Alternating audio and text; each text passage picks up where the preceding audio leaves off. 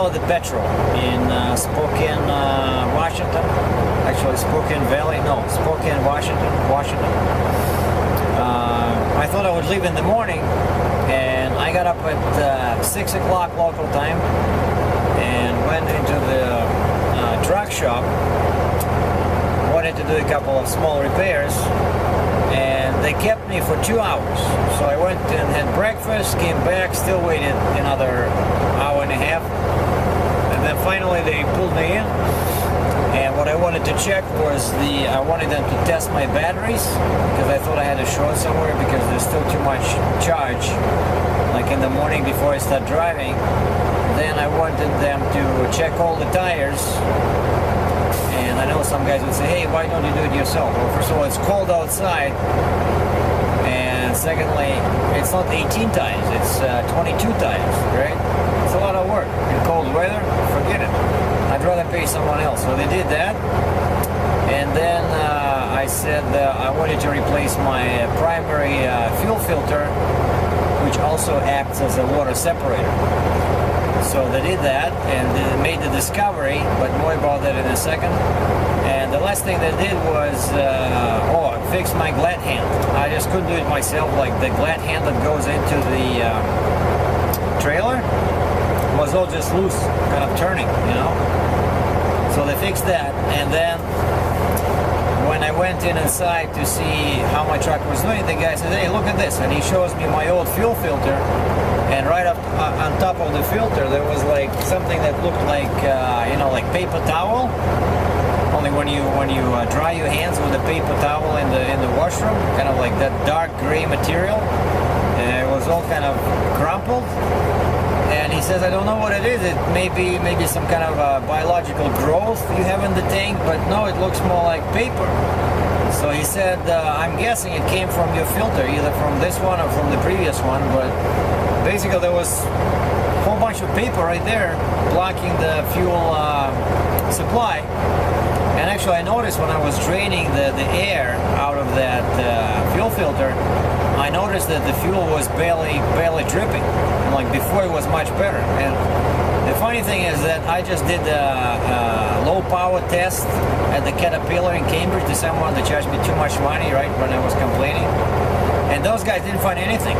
They said my fuel pressure was okay because they tested the fuel pressure among other things. So how can it be okay when you have paper in there?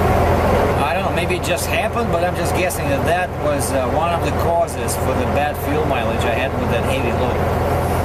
So anyway, but these guys, I also wanted to do lubrication of the truck and trailer because it's 7,500 miles since I did it last time. And normally that's my interval, 7,500 miles for grease, and then I wait another 7,500 miles and I do oil change and grease. But these guys were too busy because you need a pit, right? And they only had like one lane, one bay with a pit. The guy says it's gonna be another 2 hours. I said, forget it. I was already tired of waiting, and then I start driving back to the parking lot to park my truck, and I see the big sign Freightliner. And I remembered I saw them on the way into the truck stop on the previous day that there's a big Freightliner dealer right next door. And I go through the parking lot, and after this repair, I booked right into the Freightliner. I said, can you guys put me in? Like, I don't want to wait 3 hours at the petrol there. I said, I want lubrication, right? And also truck and trailer. And also I wanted to check, what was that? The cruise control. I said, my cruise control cuts out. I can turn it on, but then it stops working after like 1 minute or 2 hours, but it cuts off. Okay, so I forgot that it's a dealer. It was a stupid idea because dealers charge too much for simple grease job. Like here, I think they charge like 32 bucks for a truck and maybe, I don't know, 14 bucks, 16 bucks for the trailer, but dealer charges 1.5 hour labor. And at first I couldn't understand why so much, but then I look at the sheet, and it turns out they do a full kind of check of the truck and trailer and give you, their opinion about what needs to be fixed, which is actually pretty good. So it's okay. So they charge me this for they do grease and and they started working on the cruise control. 1 hour, 2 hours, I started getting worried, like, because I know they charge by the hour, right? And of course these guys sometimes they charge you based on the tariff book, right? But because this one probably was just easy job, they charge you actual time. So they charged me 2 hours, 2.8 hours, and the rate I forgot was either $100 or 105 or something. So anyway, it was a whole bunch of money. But what they found is that, again, my clutch, because I only replaced one clutch linkage, and there's another thing there, pivot, where the pedal moves. And this guy wrote in his summary that the pivot was worn out, and because of that, the clutch did not fully depress that little switch for the cruise control to operate. And they replaced the switch because the previous one was also had too much free play. So they told me that now it's going to be better, but to fully solve the problem, I need to replace that pivot. And of course, they didn't have it in stock, or we have to order it. Typical scenario with the international trucks. The parts are never in stock. And then he found also, when they were doing the grease, that one of the U-joints, I don't know, either at my front end or on the drive shaft, didn't take grease. Right, so now that's what I have to do. I have to find why it's not taking grease. Maybe something needs replacement, and I need to fix that stupid pivot. Why is it stupid? Because stupid in this sense, in case someone wonders again, means annoying. So it's a perfectly normal use of English. And then last thing, he also found that my lights were not working again on the trailer. What the heck? I just checked them. Everything was working. I go outside. When I picked up my truck, when I paid the bill, I turn on my clearance lights. I look at the right side of the trailer. 2 lights are dead. And those are the same tiny spider LED lights that function both as turn signal and clearance. No one has them. And the way Transcraft came up with this smart idea, there's no bolts. They just stick to the side of the trailer with glue. And then I remember that, wait a second, I also think that my lights on the truck don't work. And true enough, I look at my rear end of the truck, and I have those fancy LED lights, and just maybe one element on the right one is working. So good thing that I kept the old ones, the regular bulb lights, and I took the old ones with some difficulty, but I spent half an hour, and it's freezing outside. I couldn't put them in, and I already took out the old ones, so the wire's just hanging. What the heck, I'm supposed to start driving tomorrow, right? So I went back to the petrol. I said, guys, I give up. I cannot do it, like, what's the trick? And the guy said, well, there's 6 trucks ahead of you, but probably in a couple of hours we'll guide you in. I said, what about the harness? Can you at least help me with the harness as well? That power harness I just bought, because Freightliner said no, they don't want to deal with that. That's an aftermarket product. They were afraid it might void my warranty.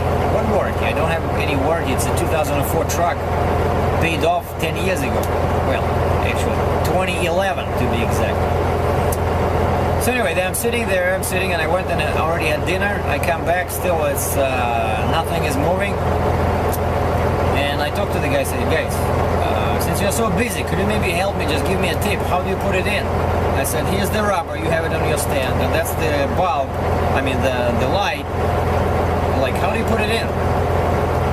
And he just gave me some tips. He said, yeah, put the rubber in first fully, then just put some W40 on it, and, put one side of the light at the bottom, let's say, and then just push on the top part, and with WD-40, it should go in. And then another guy chimed in, some trucker, he says, just take a screwdriver, and he says, screwdriver, and just, push the top, where there's a little lip, just push the top lip of that light, and it'll go in.